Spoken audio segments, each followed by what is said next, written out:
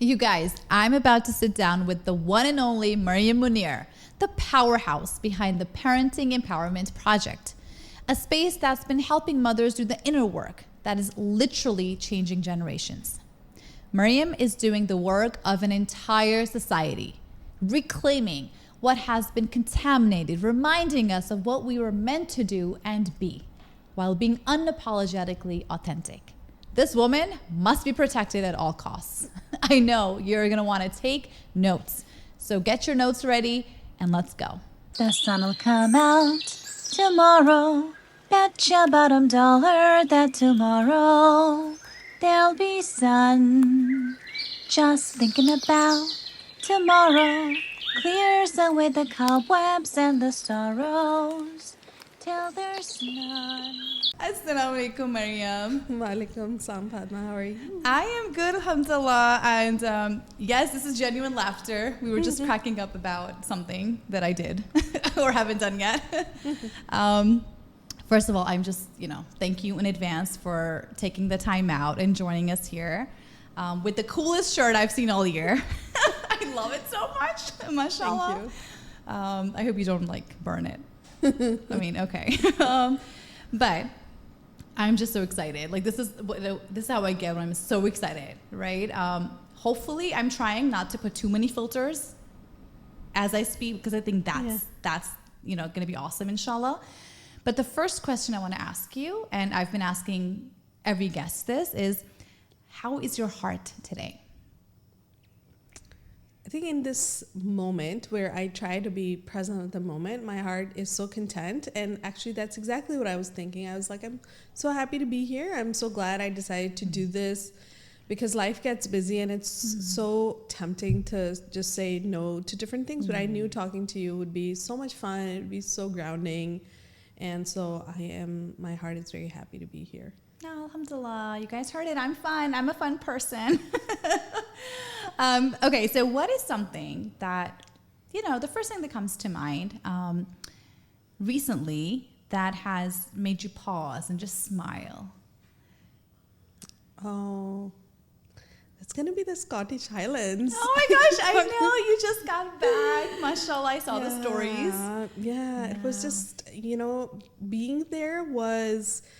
It was like if there was a place on earth which Allah was like, oh, this is Maryam's space, I think that would be it. Yeah. Because, people were getting, I think they were trying to be helpful and trying to tell me oh, you should go here and you should go there. And I had been to many different places. Alhamdulillah, I travel a lot. But I think what really spoke to me about being there was that it really allowed me to be with myself. There were not a lot of people there, and there was no chartered route, you have to go here, you have to go there. It was just kind of being with it, and it just made me so happy and just made me so grateful to Allah. And I just was like, how can you be here? I feel like you would be here and you would believe in the Creator, in His beauty. Yeah, subhanAllah. I just, I think your joy and your gratitude really came through those Instagram stories. I think all of us who were watching those were smiling. Yeah. So thank you for sharing that. And I'm thinking big here. I'm thinking a women's retreat there one day. We take a group of awesome women and we just engage in some spiritual activities and just being there with sister, in sisterhood and just bonding. I really want to do that. I really want us to, because you're so right. I think when a bunch of women come together and in this beautiful space and place where it's like you, Allah, and these beautiful women, and something beautiful just comes out of it. I feel like if we did that, we wouldn't even, and I'm mentioning that because we're talking about doing that, inshallah, together, is that we wouldn't even really need to plan so much. We would just show up. And just let the magic happen. Yeah, exactly. All right. Oh my gosh, I'm there already. Right? Inshallah. One day. For a second we were both just there. Yeah, inshallah. So, who is Maryam Munir? I am a hopeless romantic. And what that means is that I believe in love. I just believe in the power of love. I believe in the power, first of all, that love between you and your Creator. And I have a really beautiful story to share about that, if that's okay. Of course. Oh my gosh, please. I will throw out all these questions. We are just here to speak and have a conversation, inshallah. So there's that love, right? There's that love with your creator, and then you hold that love and you pass it on to friends and family. And just the best thing about love is that it comes back to you and it really multiplies. It's like one of those things that multiplies the more you give it and the more you live in it, you know? And so my story about love is that the love of the creator is that I recently was talking about money and how much like I just believe that Allah will just give me money and lots and lots of money, and I just like don't really think about spending money or where it's going to come from, and it just comes. And so people were asking me like, oh, but where did you get this tawakkul? And I was like, what do you mean? Like, I'm Muslim, I have tawakkul. And people were like, no, not everybody's able to have that. Like, how did you come to have it? So then I started thinking about it, and I really thought about it, and I was like, you know what? I remember being a teenager and just being in this really dark place one day, and just really having a lot of remorse and sadness and feeling bad about what I had done. I mean, we've all been teenagers, done dumb stuff, right? So, and I opened the Quran, and the first ayah that stood out to me was the one, I hope inshallah we can add a reference later, is the one where Allah says, if you have transgressed your soul, don't distress, because I forgive you.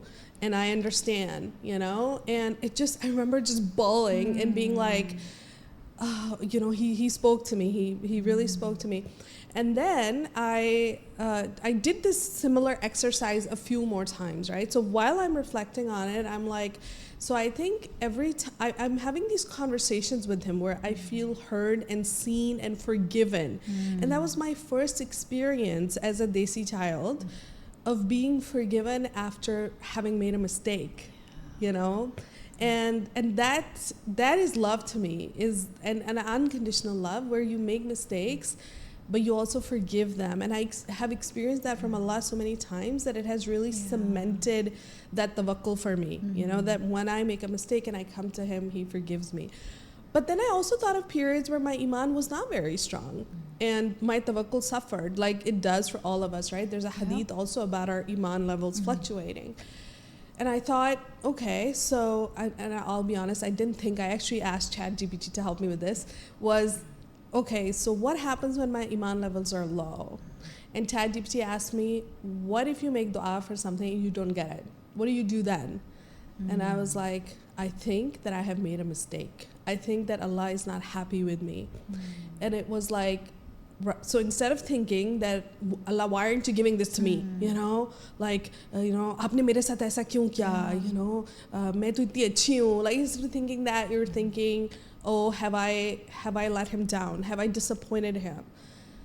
And I was like, yes, that's where my mind goes, And so it was like, so even in the hardest and toughest of moments, you're looking within. You're not, like, I'm looking within and I'm not. And again, this is all from Allah. It's not, I'm not saying that I'm someone special, but I'm hoping that by sharing this story, it helps someone to understand, like, how tawakkul can be developed, right?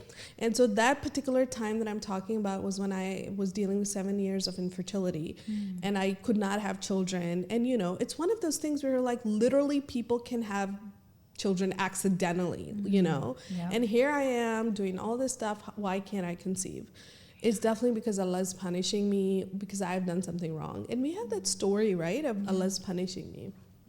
So I remember then these chain of events happened that led me back to Allah, and I ended up, as soon as that clicked into place, I ended up getting pregnant. I ended up having my son, mashallah, who's 12 now. Yeah, mashallah. And I was like, so these moments when you're not feeling connected to Allah, but you still end up doing something like that leads you back to Him, it also builds tawakkul. So tawakkul is not just built when your du'as are heard, but is also built when they're not heard, and how you are able to show up. And so I think at this point, I'm like 42 now, almost 43. Alhamdulillah, I would say that to me, that love that I feel from him and that I experience from him is who I am also. Like, that's a very long answer to your question. No, but I love it. know, Oh my gosh. I love it so much. Oh my gosh. I love how you describe the journey to tawakkul. That's something that comes easy to me as well. I'm like, tawakkul hona chahiye na? And Javeri and I also kind of touched upon this, but there are people who struggle with it. Yeah. And I just can't relate because, again, it's, comes easy to me. It always has. Even in my toughest times, I was like, well, it's not meant for me, but I understand not everyone is able to do that or accept it. But yeah, that's amazing, mashallah. Yeah, so that's why I thought I would share this story because I really did think, oh, well, it just comes to me. I mean, isn't it? Like, you're just Muslim.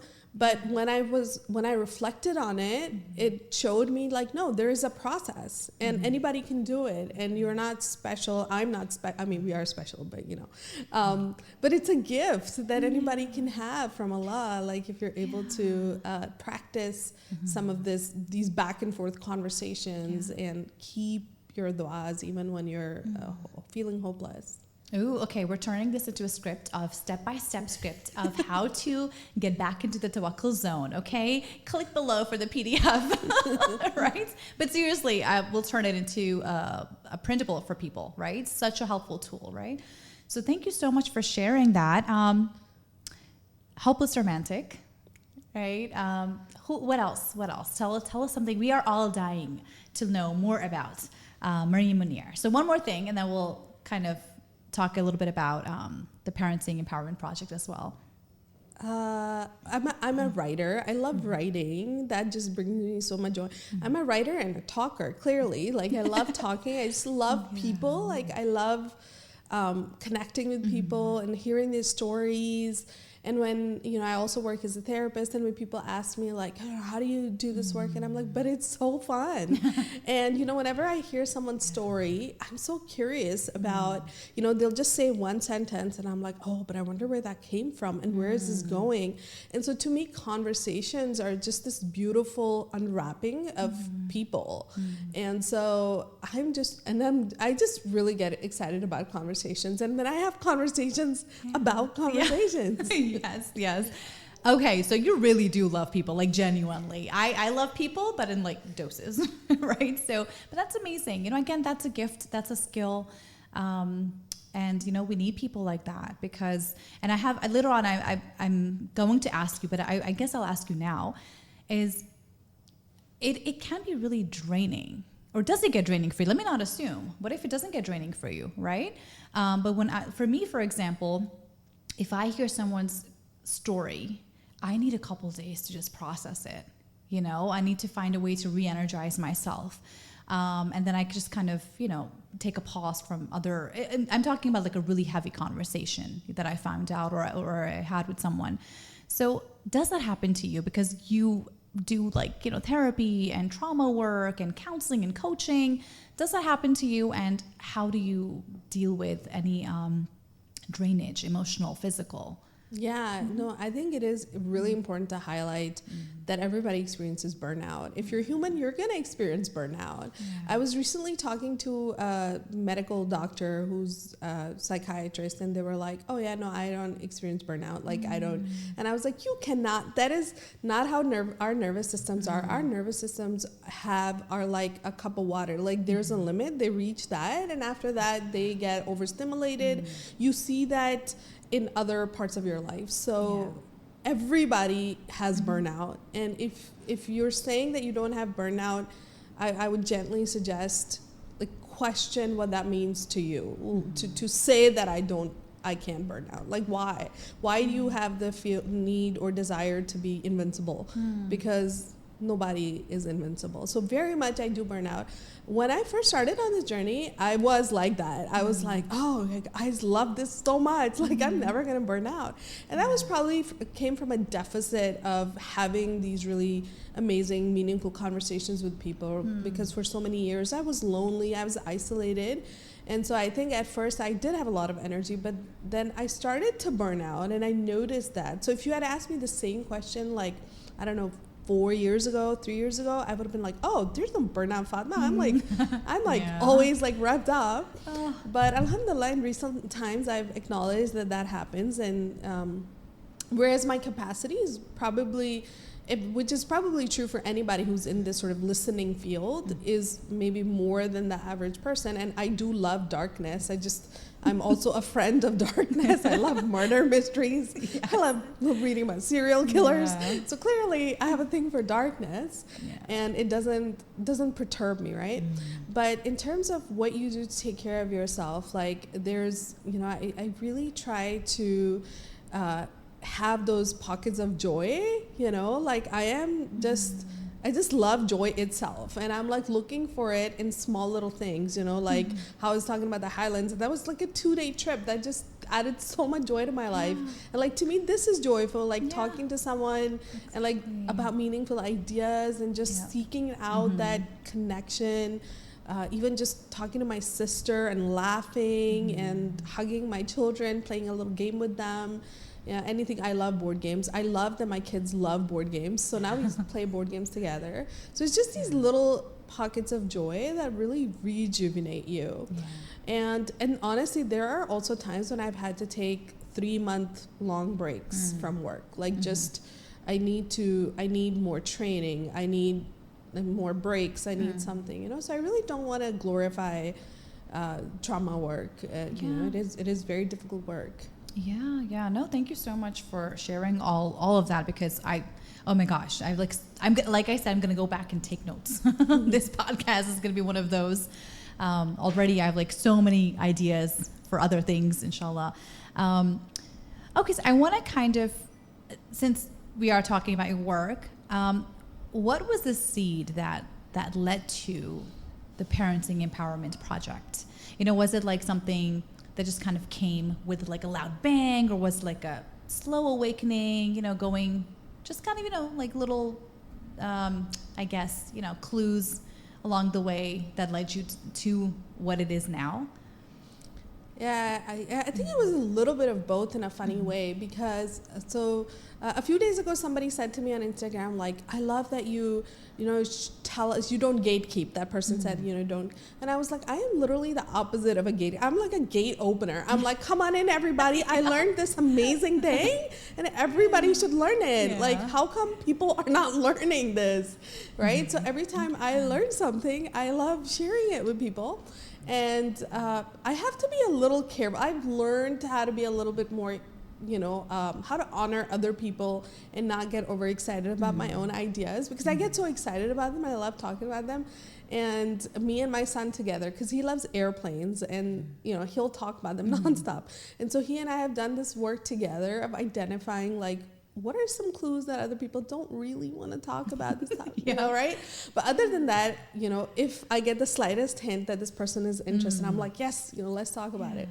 So my best friend, Bethany, who comes up in my book a lot also, said that to me. She was like, you love sharing what you learn. Have you considered doing a workshop?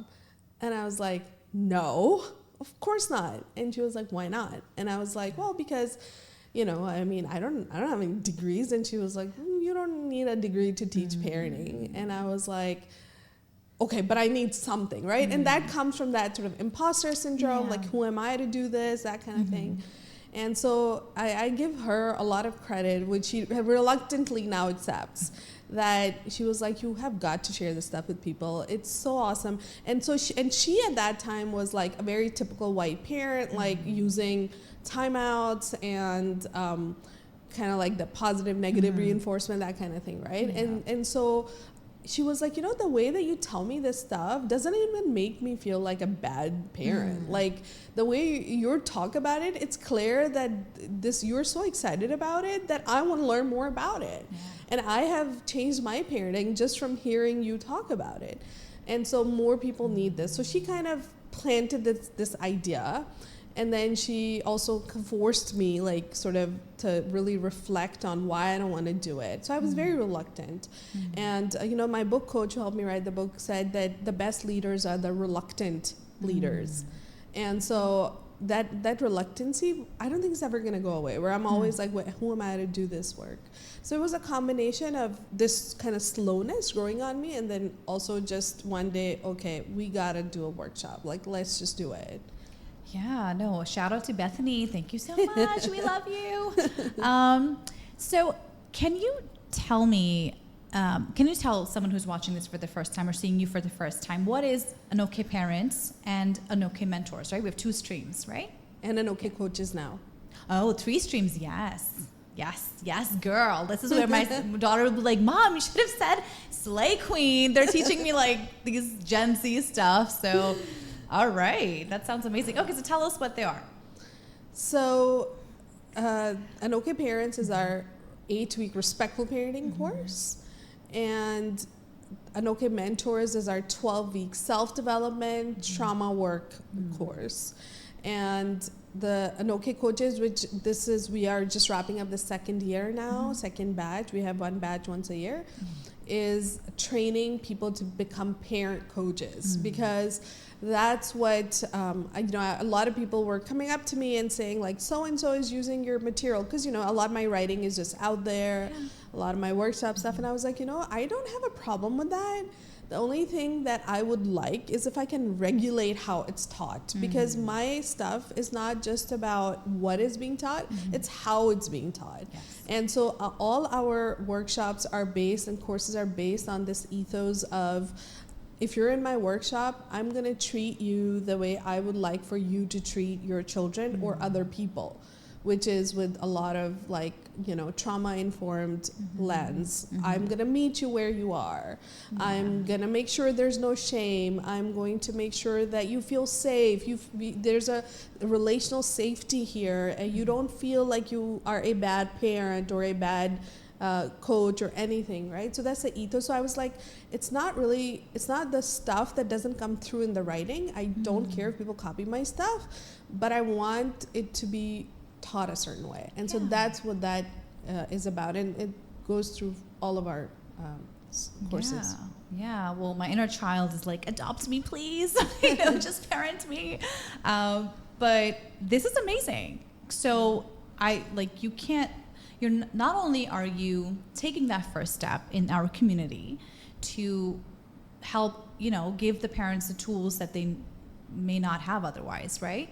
But you're also kind of, spreading the mission. Yes. You're spreading the khair, you're spreading the mission. I think that's something that is going to live beyond you, inshallah, right? A legacy that you're leaving behind. Yeah. So that's amazing, mashallah. Can't wait to take it, by the way. I know I'm waiting for the right time to enroll, inshallah. So, the thing about Anokhay Parents is, especially I want to specify, because this is a new thing. I don't know if you've noticed, but a lot of people are like, "Oh, I'm a gentle parent," or gentle this. Oh God, I have so many issues with that term. Right? I have so many issues with that term. It's not my favorite term. I don't love it, and I think the way that it's like the idea it puts in people's minds is very unrealistic, and that's why I don't even really like that term. I prefer using respectful parenting. And that's because every relationship should have respect in it. Nobody disagrees with that, right? Like when there's this idea that elders should be respected. So I ask people, so should children be disrespected? I mean, nobody disagrees with it in concept, but the thing is, what does it look like?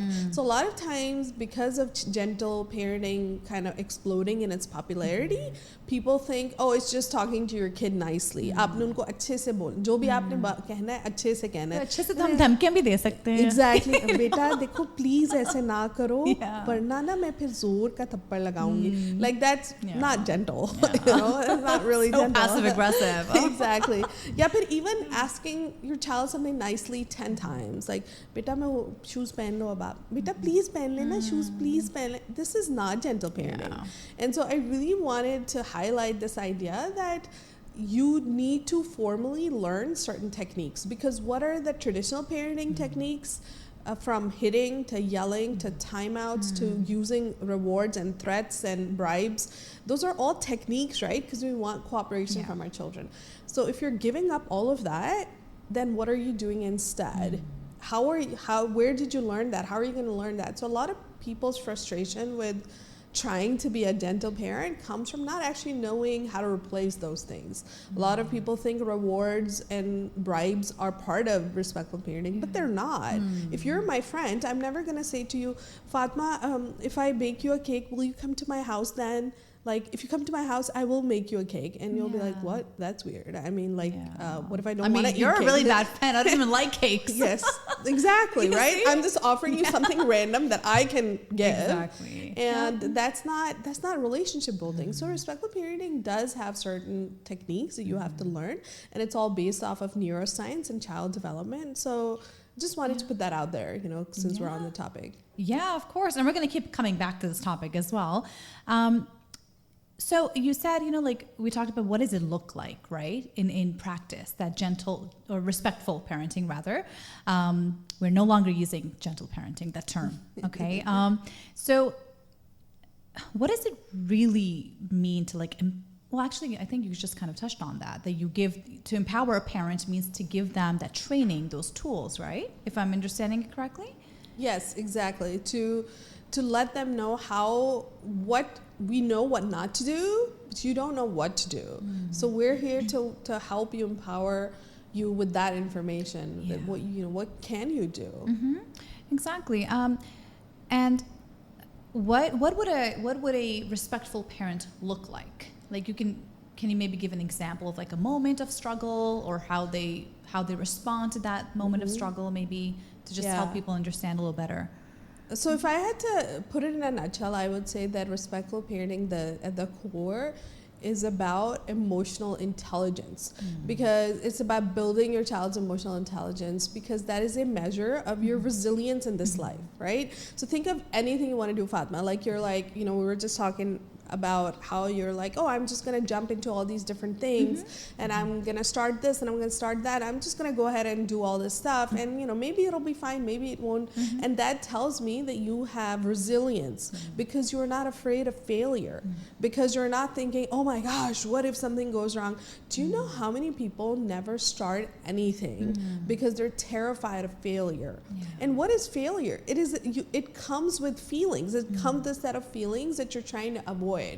And I always ask people, like, tell me about a time in your life when you failed. These are people who are afraid of failure, right? And I ask them, can you think of a time when you didn't get what you wanted? You were expecting something, you didn't get it. And they walked me through it, and I'm like, so that means you experienced failure and you managed it just fine. So it's not that you cannot manage failure, it's you are afraid of the feelings that will come from the failure. And emotional intelligence is about being able to navigate difficult feelings in your life. So if you are the kind of person who knows how to navigate difficult, challenging feelings, it makes you a very resilient person. It makes you someone who's not afraid to do things. It makes you someone who can't be bullied, who can't be used, who can't be abused, etc. All those things, because you're so in touch with your inner world, right? And so more than anything else, respectful parenting is about learning how to be an emotionally attuned parent, so you can teach your children how to manage their emotions and make them strong, right? Like that's what everybody's after. I want my children to be tough and strong for the world. And secondly, or not secondly, but like right on par with that is how to show up in a relationship in a safe way, how to create safety, because safety is what a human brain needs to grow optimally. So when children are born, their brains are very minimally developed. So they develop over the next 5 to 7 years very fast, a little slower than from 7 to maybe 18, 19, and then even slower until the age of 25 to 30. But they're always developing, and they don't develop if they're not in an environment of safety. And so it's really, really important how to show up as a safe person and create that relational, like you feel safe with me and you feel safe in this environment, in this home. And so those are the main two elements, if that makes sense. Yeah, absolutely. It's a few years ago I did the course by erdc by Saman Asif Siddiqui, and people asked me about what is my some takeaways. I'm like, the number one takeaway from that course was taluk, work on the relationship. If you have a taluk, if you have a strong relationship or a good, like high quality relationship with someone, that's going to set the stage for everything else, right? That's going to decrease the battles and the struggles by, of course it's not going to end them, but it will help you to manage things better in a healthier way, in a safer way, right? So I feel like that's what's reminding me of right now. Yes, that's exactly what it is.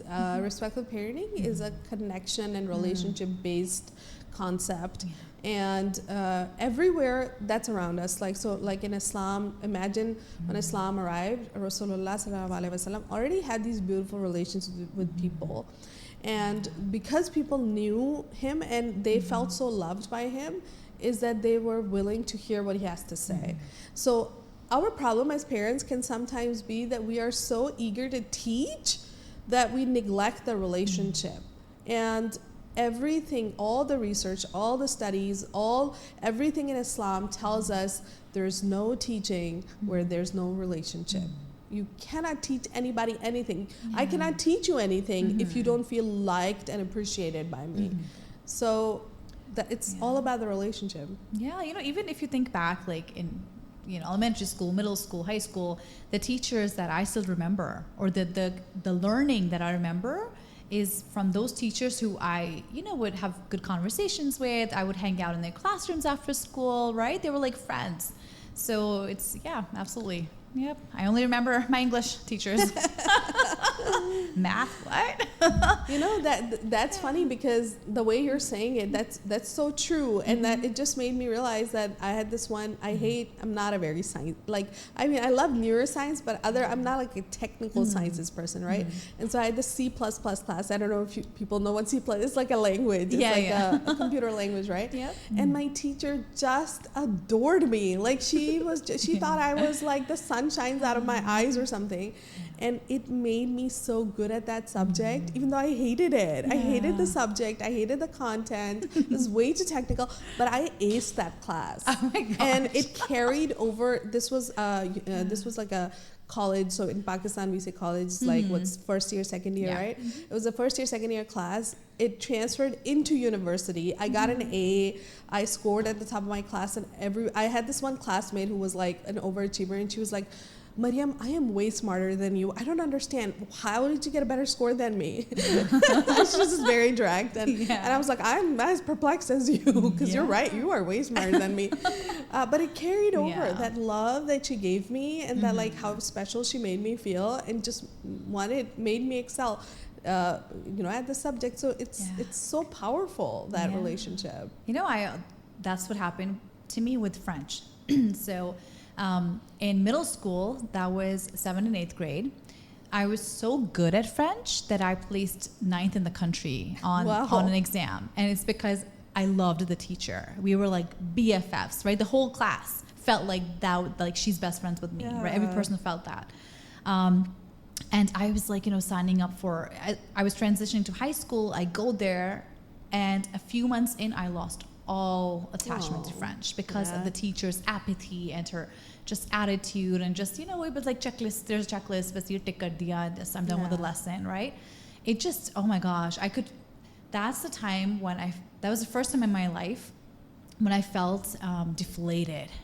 Like a balloon, like literally like, oh, this is what it means, like how to deflate. My passion was just crushed in mere months because of that person, because of the lack of relationship. Doesn't that make so much sense that here's someone who was able to spark that joy in us for a subject that we didn't really care that much about? Yeah. And so if you bring it to parenting, if you circle back to like, what does that look like in parenting, when we're always trying to teach our children something, we're trying to turn everything into a teaching lesson, which P.S., not everything in life needs to be a teaching lesson. Some moments are just moments. Yeah. But also, how annoyed must children feel? I often think, like, how annoyed must they feel that we're always trying to teach them something, and without having worked on that relationship where they feel like we take joy in their existence, and we just love them, and we just love having conversations with them. So now when my kids ask me something, right? Like when they ask me to explain something or to teach them something, I feel so honored. I really do. And I try to keep myself brief. You know, I they must not lose this. Exactly. I treasure that so much because I'm like, wow, for them to come to me and ask me to learn something, that is so precious. Yeah, mashallah. Oh, that's, I mean, I love that. I feel like I'm looking into your home at that moment. So mashallah, that's amazing. Yeah, sorry, I just went back to French class. I'm like, it was so traumatizing. It's really activating your body, right? Oh my God, really, because you know what's like, here I am in 8th grade, like I'm eating escargots. You know, that's how much in love I was with the language and the culture, right? Because of that one teacher. And then, you know, I still remember the songs, right, that we learned and everything. But anyways. That is such a good example, Fatima, of how, because I know we're going to talk about trauma at some point, like how trauma lives inside our body. Like this is such a good example of that, how you just remembering that and you talking about it brought up, like I could see it in your whole body where you were like experiencing that deflation and the way you described it.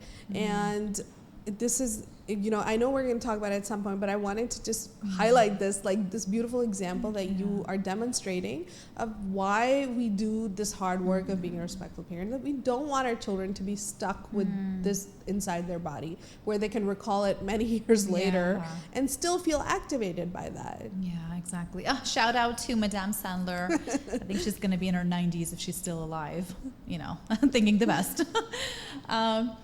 Okay, so, oh gosh, I feel like I need to like change positions for this topic. All right, let's stretch it out, okay? Okay, let's stretch it out. Okay, desi culture. Let's talk about desi culture. Oh my gosh. So what parts of our desi parenting culture should we just, you know, like eradicate? We are ready to outgrow it collectively. We just bas bahat ho gaya, right? Let's just leave it now.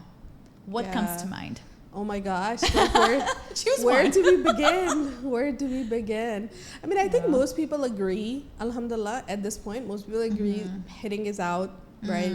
Punishing, at least whereas people think of punishment as maybe, you know, screaming or shaming or really just physical. What is physical assault, basically, right? In any other relationship, that would be physical assault. When it's inflicted on children, it's called you know, disciplining, right? Or spanking. Like we have this cutesy word for it, like spanking, right? It's like it's a cute word, and there's nothing cute about it. It is physical assault, and that is how it should be seen, as physical assault. And inshallah, one day I'm confident that it is going to be just as much of a crime as it is, and it is in many countries. I hope it one day also becomes a crime in Pakistan to hit your children. Under no circumstances should that be allowed, right? So. So I think we agree on that. So I don't want to go there, but let's look at some more nuances of, you know, what is wrong with desi culture. And this is the part where you're like, am I going to be canceled? Right? I mean, like how far and wide is this going to go? I only have 100 subscribers right now, so... Let's see. So I think one mistake we've made, and this is something a lot of scholars are now pointing out, is it is important to honor our parents. It is important to honor our elders.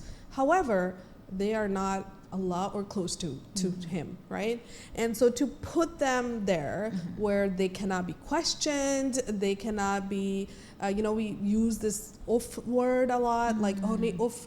If you read the ayah that the word uff is used in, it says, you know, don't say that to them when they've reached old age. And again, like, provide a reference here for the ayah, right? Because those are the words of the ayah. Like, do not say if to them when they reach old age. And you know, when my mom, she has Alzheimer's and she has cancer, she's like very, very sick. And sometimes when I'm getting her ready, I really know what that oof means, because she'll often push me, she'll scream at me and I'll get startled. And I can absolutely understand why me not saying oof to her in that situation is so important, you know, because it's very dysregulating for her. If I react to her emotions, it's very upsetting and scary for her because she's already scared, right? And so in that moment, I pulled together all of my, best energy as a daughter, and I'm like, I'm gonna be there for my mom. I'm gonna take care of my mom, and I cannot say oof to her. But you are, mashallah, healthy. You are in your 20s, you're in your 30s. You're trying to teach your children that they cannot say oof to you, like they cannot question you. That is a clear abuse of that ayah. And that is not okay. And if we do not let our children question us, how are they going to question problematic systems? How are they going to question the abusive person? How are they going to question somebody who touches them inappropriately? And we have these very, very bad examples. Like almost every woman I talk to has been touched inappropriately. And when I ask, why couldn't you say no? Why couldn't I froze?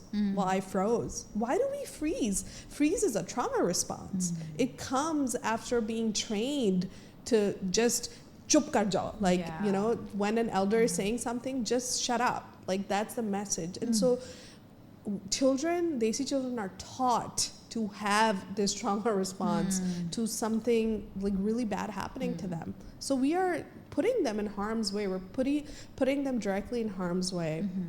There is research that speaks to that children who are raised in an authoritarian home, especially where hitting them is just spanking and hitting is used, they are at a much higher risk for sexual abuse. Not at the hands of their parents, but other people, right? So parents themselves are putting their children at a high risk for this horrific kind of abuse to happen to them. And that's this is not it might sound really dark and sad, but we know that this is very common, very, very common in our society, in our culture. So I think that idea of not being able to question your elders. Now, the other thing people say is, but you should do it respectfully. I don't know, because again, what is respectfully? If we're talking about our tone, our vagus nerve, which regulates our tone, is connected to our vocal cords, and when we are activated by emotion, the vocal cords are activated, so our tone becomes high and shrill. And so it is very difficult, and that activation in my body, just like you were now activated thinking of that bad French teacher, right? The activation in our body is a signal to our body that something is unsafe. So we can't really hack our body into not feeling unsafe in an unsafe situation. So even the tone being raised, and that also deactivates the thinking parts of your brain. So the words that come out of your mouth are not so great. So again, penalizing children for having poor emotional regulation when we ourselves are still working on it, we're all working on it, doesn't really make sense to me. So nitpicking on children's tone, nitpicking on the words they're using, I mean, you can give them lectures about it, but you would be doing much better if you instead focus on what they're actually trying to say and hear them minus those things, and keep modeling respect, and they will learn it, inshallah. Yeah, wow, that is, I think you just hit bullseye with that, right? We have to let our kids be critical thinkers. It's not just a trendy term, right? Ibrahim alayhi salam, the first critical thinker that we have documented, right?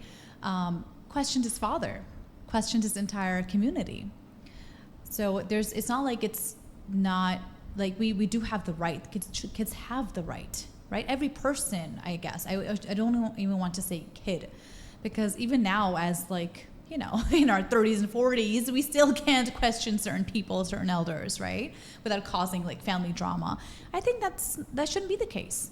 And like you said, we don't know what's the right course, once you are an adult and someone older than you is being problematic, what to do, right? But I do know that it's time, I feel like it is time to start saying something.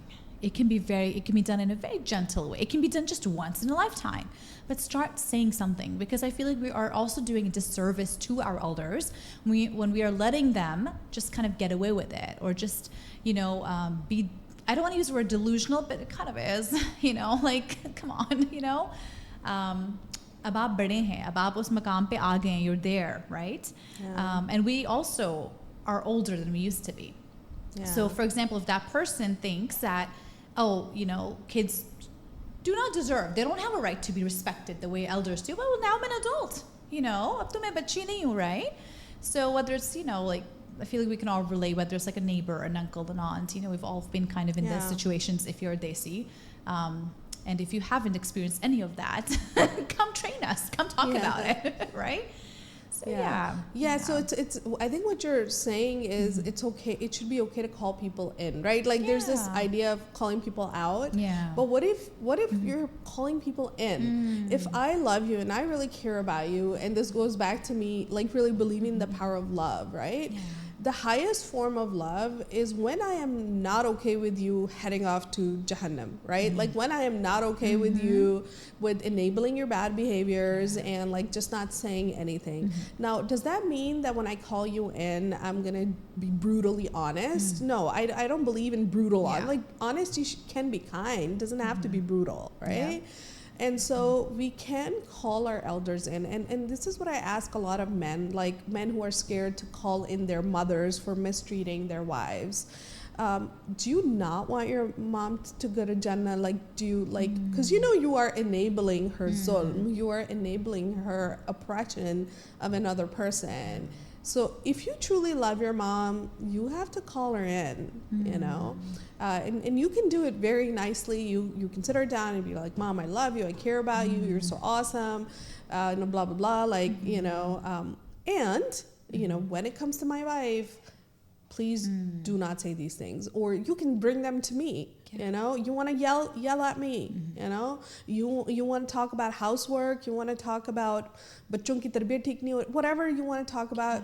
I'm your person, and so, and I know men who have done this, and I think they're some of the bravest men walking this earth, right? Standing up to your mom. Medal de denko. They deserve a medal. Yeah, but what kind of a parent? What kind of a son or daughter are you if you're just letting your parents walk like that path of oppression towards other people? Yeah, I mean, we do that with when someone, for example, has like a mental disability. Because koi baat nahi, rehne do. Banda pagal hai. We do that. We treat them like somebody who like has fragile, somebody who is not sane, right? Why are we doing that to everyone? It's like we made it a general rule, and I feel like a lot of it has to do with because I recently experienced this, right? Where I had to walk the walk. It is uncomfortable. It is difficult. I couldn't sleep for days. I was so uncomfortable, right? That I had to make a decision. It was someone in the extended family where I had to let them know that the way you are treating your daughter-in-law is not okay, because the daughter-in-law actually came to me. That's how I even found out. It's like she was literally punished for A, trying to seek help, and B, I've been literally cut off by that family because I'm problematic now, right? Yeah. But you know what, Maryam, I can tell my Lord that, Yalla, I tried. I did my best. Baki, it's up to them, right? But just the fact that I did it without any brutality. I did it with kindness, as to the best of my abilities, right? I had my best, I tried to have my best manners on, but I can't. But I also can't. I don't think. And this is what really annoyed people, that made them uncomfortable, is that when I met this family, ran into them at a public family, like at a family event, right? I after salam, I didn't smile at them. I didn't sit with them. Like, I just couldn't. I couldn't, And that's such an important lesson, Fatma. I think that we really need to teach our children also is discernment. Is this idea that not everybody deserves your best energy, right? Don't you think that growing up Muslim, we're taught this idea, like everybody's favorite story is Rasulullah sallallahu alaihi wasallam is walking in the street, the woman throws trash on him, and well, he goes up to check up on her, etc. Now, yes, he did do that, sallallahu alaihi wasallam. She was a stranger though. He knew why she's angry at him. It's because he is the messenger of Allah, sallallahu alaihi wasallam. It's not because she didn't have personal beef with him. So that's a really poor example to give to people when your own relatives, your own, even siblings are making life hard for you, and the lesson you're taught is no, but you be the bigger person. Exactly. Continue giving. Yes. Continue letting them abuse you. It's do sabr. No, that is not an example of sabr. An example of how we need to look at the Prophet sallallahu alaihi wasallam, how he dealt with his chacha, with his uncle, when he wasn't very kind and when he was abusive and when he was uttering words that were hurtful. The Prophet sallallahu alaihi wasallam cried, right? He cried, he made dua. Allah spoke to him and told him, what this person is saying is not true. And that's like he said something like, your son died and your lineage is not going to continue, all of that stuff, right? And so Allah comforted the Prophet sallallahu alaihi wasallam. Allah did not say to him, oh, but he is your blood relative and you have to be nice to him. Never, not at all. And we have no evidence whatsoever of Rasulullah sallallahu alaihi wasallam going out of his way for this particular uncle. And when I pointed this out to someone, they said to me, oh no, it's because he was the enemy of Islam. But this is before he was the enemy, before he became the official enemy of Islam. He was really mean and unkind to his own nephew, sallallahu alaihi wasallam. And so there are examples of him setting boundaries, sallallahu alaihi wasallam. And the boundaries are a big concept in Islam, because if you're not protecting yourself, you're not doing anybody any favors to expose yourself. Like a simple boundary in the Quran is go to someone's house. If they don't open it, don't just leave. I ask people, can you imagine doing that? Allah is giving this very tiny example. He's like, start there, because in desi families we can't even start there. Oh my gosh, हम तो गुजर रहे होते हैं ना, खिड़की पर्दा हटा हुआ अंदर झांक रहे हैं. Like मैंने आपको देखा था तो आपने दरवाजा नहीं खोला. We made eye contact. You did not open the door. You are a bad relative. I love the desi memes and everything. I were laughing about it, but still, it's actually really pretty serious. Please, I'm trying to be serious because it is serious. Yeah, it affects relationships. It affects your entire family, right? So this same person, right, I'm talking about, right, much older than I am, right? And so somebody gave me the same advice. Dekho wo bade hain. And you know what, without even thinking, the first response that came to me, Maryam, was like, bade hain to badapan dikhaye. Yeah. You know, and I was like, oh, good job. I was like, oh my gosh, it just hit me. And there's a difference between being having boundaries and attacking someone. You are not attacking this person. You are having personal boundaries. People often forget that there's there are degrees, of how you show up with a person. So if someone has caused you harm and they're continuing to cause you harm, and you know that that they are engaging in behavior that is not okay, so you giving them that distance, you having that sort of distance is also language, it's also communication, and that's what they need. A lot of people actually need that in their life. I always tell people कि जो हम बच्चों के लिए इस्तेमाल करते हैं ना language, the thing you say about children, actually they apply more to adults. Don't spoil them. उनकी हर बात ना सुना करें, वो फिर बिगड़ जाते हैं.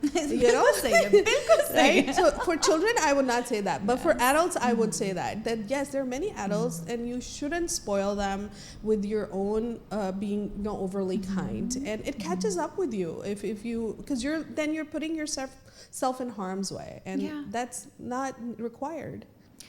Oh my gosh, I feel like we need a segment, a weekly segment to talk about this. What I want to touch a little bit about fathers, or actually before that, since we are talking about family, A really important question, and I'm sure you get this all the time, is how do you handle moments when your values like clash with the in-laws or your own family, right? Let's just take parenting, right? You have the way you parent, you sabko etraz hai. People have an issue with it, right? So I feel like desi culture is just built on etraz for the sake of etraz, but specifically for parents, right? Yeah. How do you deal with those? How do you deal with those clashes? Yeah.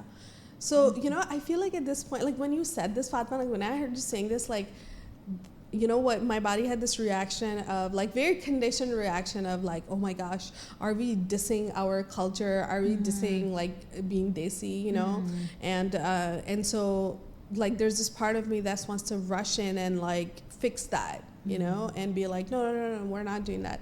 But the truth of the matter is that, again, love means to call in. Like, I cannot emphasize that enough.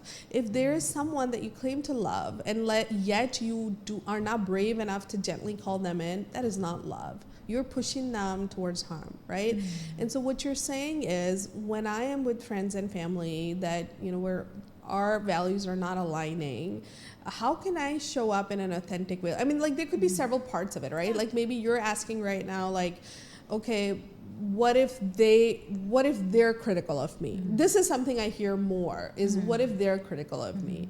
I also hear the other part, which is how can I inspire them? How can, whatever. Yeah. But so let's go with, well, what if they're critical of me?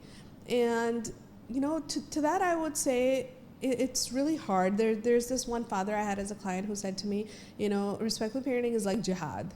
It's like inner jihad because it's hard for yourself, but then it's also external jihad because you're having to literally fight with people on it. Like, not fight, but fight for your right to parent this way. And that's exactly why we call it anokhay parents, because that's, parents would tell me, like, people say to us, tum kya anokhe aayo? Like, tum anokhi aayi ho?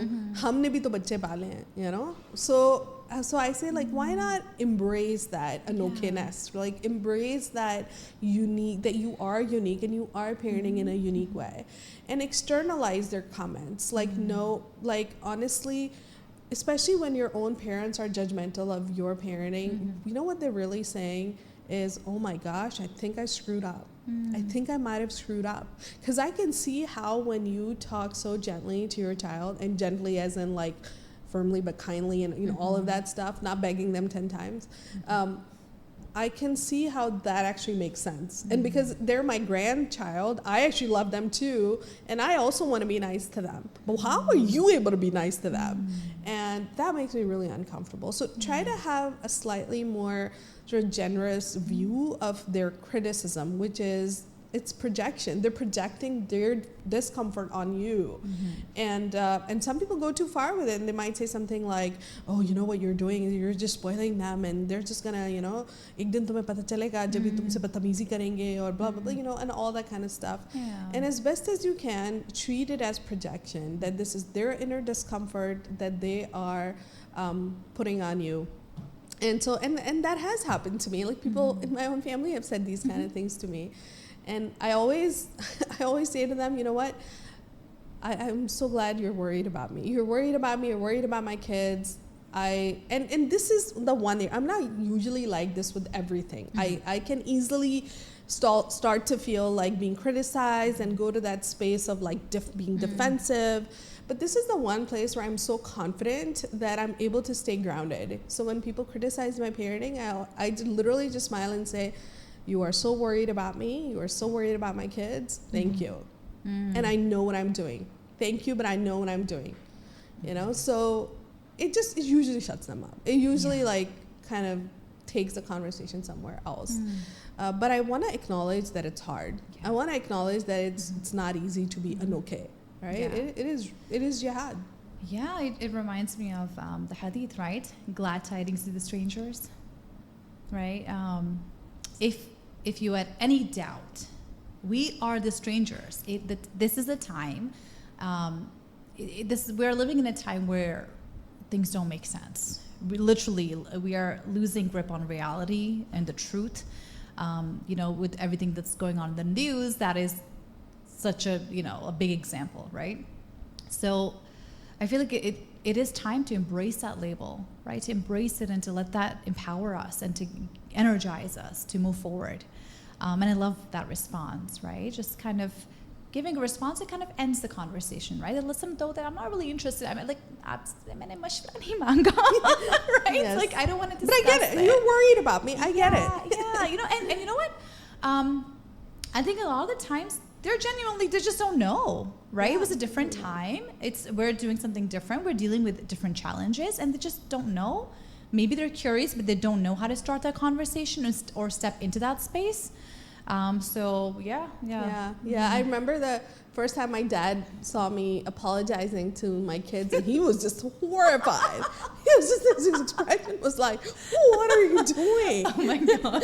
And he was like, and he loves my kids. He's so loving towards my kids. He's a completely different person when he's with them. And he was like, I don't know, like, what they're gonna do if you apologize to them. And I was like, what do you think they're gonna do?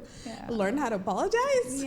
And he was like, well, I don't know. And I could just tell that like, there's parts of him that are registering how horrific this is, but there are also parts of him that are like, maybe it's not so bad, or maybe something bad is not going to happen because he already knows his grandkids and already loves them and already sees that they're good and kind people. So he like, there's a lot of there's a lot of breakage happening internally, right? So I don't know, I guess at this point, I just really do, my heart goes out to people who are just not getting with the program. Yeah, exactly. And I feel like there's always, remember, it's such a, we see this statement, we hear this statement a lot, like, choose your hard.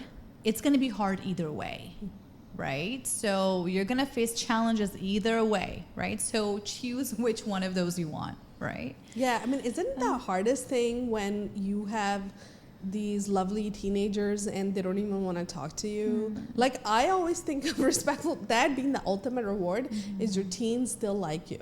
Like, they still want to hang out with you. And they want to teach you, like, cool Gen Z language, right? Isn't that, that would be really hard. So when we say, like, oh, but restorative parenting is so hard, I'm like, yes, I hear you. And you can do hard things, and you're already doing hard things, but this hard thing results in easier things.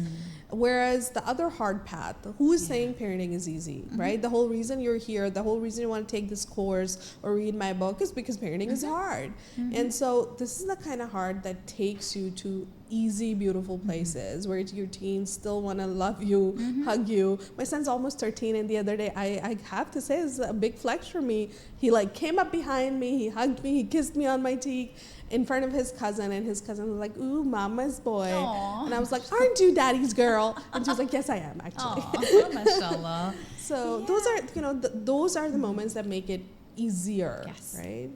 Yeah, absolutely. We read a picture book after a long time. My 14-year-old and my 10-year-old. I'm like, we're going to read picture books today. And they're like, Mom, but they sat down. They wanted to read it with me. Do you know what I mean? It's been ages. We have a toddler in the house, and gosh, I used to read picture books up to in high school too.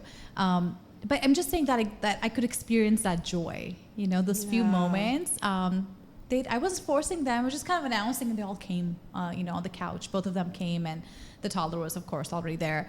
And they just kind of sat down. And I was like, oh my God, they love me. That beautiful, that spark of connection, and that's honestly, for anybody who's like, wants to be motivated. My favorite part is when, we have different age groups, right? And so it's relatively easier to reconnect with a toddler or with a 5 or 6 year old. Oh, but the teen parents, when they come and they're like, my teenager just told me that they have feelings for someone. Like, oh my God, like, they opened up to me, you know? And I'm like, isn't that so precious? And you can tell that to them, this is a treasure that their teen just opened up to them about such a personal, such a sort of like taboo thing, especially for Muslim teens, right? Like and they're asking for guidance, and that's their way of asking for guidance. It's not, they're not trying to get a permission for a nikah nama. Like, they're just, they're saying, what do I do with this? Yeah, exactly. My daughter came in, and they were talking about like crushes, and they went and told their dad, and oh my gosh, he comes, he's like, तुम्हें पता है क्या बातें कर रहे हैं? ये crush कहाँ से सीख लिया उन्होंने? I was like, I had to calm him down. I'm like, listen, my husband is like, they see, right? So he's like, I was like, listen, it's a good thing. आपके पास आ रहे हैं. You know, I'm actually really happy, mashallah, right? That means you're a great dad. You know, they came to you and they shared this with you, right? Yeah. They actually told him first before they told me. So I was like, okay, then. Yeah, Right. that's exactly what it is, right? Yeah. Like how we talked about the connection and teaching element. So because they're connected to you, they're coming to you for a teaching opportunity, for a learning opportunity. And sometimes I think people forget what it's like to be a teen. Like you have all these big feelings, and you, especially as a Muslim, like you don't know what to do with them, right? And my son asked me such a good question. He said, Mama, I don't understand why Allah gave us these feelings if we can't do anything about them for at least another 10 or 15 years. And I was like, very good question. And yeah. And he's like, it's just so hard. It's so hard to have these feelings and not be able to do anything with them. And I was like, very true. And so you need my love and support during this time, you know, and I don't know, maybe it's good practice for monogamy. I don't know Allah's wisdom, but clearly he has wisdom in this, right? Like why he's given you these feelings. And recently I brought this up in my community, and I was surprised at the level of, you know, the pain that was brought up by this simple statement that I asked people, I asked women, do you remember being a teen and being made to feel bad about your sexual feelings? And you didn't even know what you've done wrong. And people are like, oh my gosh, yes. Like people are like, I had forgotten this trauma that I'm holding on to of being made to feel like I'm a, you know, buri character ki aurat, like I'm a buri ladki, like I'm a bad woman. And even one person said something so beautiful and poignant. She said, it's like becoming a woman is a sin, you know? I'm not allowed to become a woman as a kid. I was supposed to stay a kid, and then in my 20s, I suddenly become a woman, get married, have kids. You know, it doesn't work that way. You know, I don't understand why people still don't understand that Islam is a religion of, you know, our fiqh. Our fiqh is literally life, right? It's not like we have a choice. We must talk about these things at each stage. Our literal ibadat, our worship is tied to each stage of growing up. You know, puberty, ghusl, you know, all of these periods, and you know, all of these. ये सब fiqh के मसाइल हैं. You know, so how can you actually not talk about it? How can you not be comfortable with it? Or how do you think that you're going to wait until they're 15 or 16 or some random high teen number to talk about it when some kids are hitting puberty as young as 7, 8, 9? I mean, boys definitely start having some of these thoughts and feelings around age 7, you know, and it doesn't mean anything bad happened to them. It's just, it's everybody, just the, you know, hormones are different now. And so if you're waiting until your child is 14, 15, even 13, if you're waiting, like your first conversation hasn't already happened, you're in for a big surprise, because you might not be talking about it to your children, but other people are. Other kids are. And sometimes they're showing them stuff on their devices that is deeply disturbing to children. And so I remind parents, like, please don't forget that Allah has told us that children are innocent. They're masoom. And they really are also disturbed by the same things that you and I would be disturbed by, you know, more so even. Like, I remember once we were having such a conversation, and my daughter stopped me and she said, Mama, I don't want to hear more about this right now because it's disturbing for me. And she used the word disturbing. And I was like, oh, really? And she was like, yeah, I'm not... Right now, I don't want to have this conversation, but I will let you know when I want to know more about it. And I was like, okay, yeah, that's perfect, you know, because I was already having a conversation with her brother. And so she removed herself from that conversation because she wasn't ready. And then she afterwards came to me maybe a few months later and asked me more questions. So children are very much attuned to their feelings, and they know when something doesn't feel right. And they just want to know more. And one way of knowing more is to, you know, make those kind of remarks like about crushes, or to say things like, oh, so and so is girlfriend and boyfriend. Like, it's not your cue to freak out. You know, it's your cue to develop and sort of waltz into a teaching moment, learning together kind of thing. Yeah, absolutely. I feel like this is something that should not be outsourced. I firmly believe that agar, if you have chosen Islam as your deen, right? If you want your children to be Muslims, you have to give them the tools, right? And a lot of parents, right? I feel like this is what we talk about, doing the work. You have to put in the work. You must know some of these things. There's some things you must know inside and out. Yeah. It's not that, ek alim ka course karwa diya, even though all of that has its, because I use that, the example of the course, because I recently had a conversation with someone. We were just talking about this. It was a group of moms. And I was like, how do you deal with this, right? How do you plan on using, which materials or resources are you going to use to help navigate this conversation or teach them fiqh, masail, and all of that? And one of the moms, may Allah bless her, she was very enthusiastic. She was like, well, my son, like you said, like random teenage number, right? I think he's like 16. He turned 16 and I'm enrolling him in an alim course. I'm like, what do you mean? And she was like, well, they're sab kuch batate hain. I'm like, no. That's like, well, chalo, it's a stream of study, right? It's just a learning stream.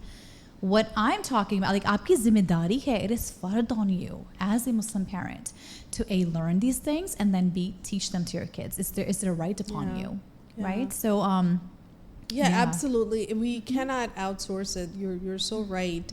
Because, and if we do, then we are also unknowingly outsourcing it to people that we wouldn't want to influence our children. So that's something that we should be very kind of be prepared for, right?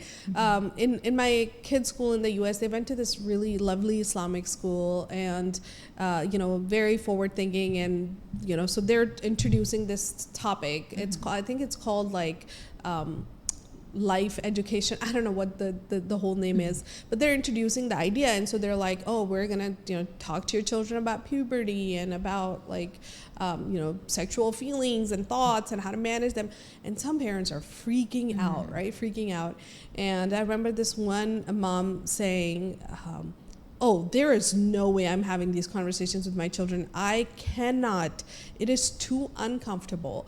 And this, I thought of this when you were saying about, talking about this parent, because it takes us back to remember that idea of emotional intelligence and resilience, that at the end of the day, we don't want to have these hard conversations because we're terrified of emotions, right? The more we say like, I don't care about feelings, blah, blah, blah, feelings or whatever, but the feelings show up. And if we don't know how to manage those feelings, how can we have these really uncomfortable conversations? And they really are very uncomfortable. Embrace the discomfort. And I've even told my kids that, listen, if I have a funny look on my face, it's because it is weird for me to talk about this. Nobody, like no grown-up ever talked to me about this stuff. So I am uncomfortable and weird. But also, a good sort of hack I like is having a book also that you're referring to. So you can both just stare at the book while also talking, Yeah, and you know what? If you are not having these conversations, your kids are being talked to, whether it's through media, through friends, like you said, right? I mean, just look at, it's so hard to find like a good show, right? Or a movie to watch. And we talk about this, right? The kids and I, we talk about this, like, look, do you see the agenda here? Do you see the subliminal messaging here, right? Or we just go back to something like in the 50s, right? But yeah, this is, again, like, it's not like you can protect them from this, right? Even the sheer fact of them just growing up. Let's say, kuch bhi nahi hai. There's no one talking to them about this, right? There's their own experience. They're changing.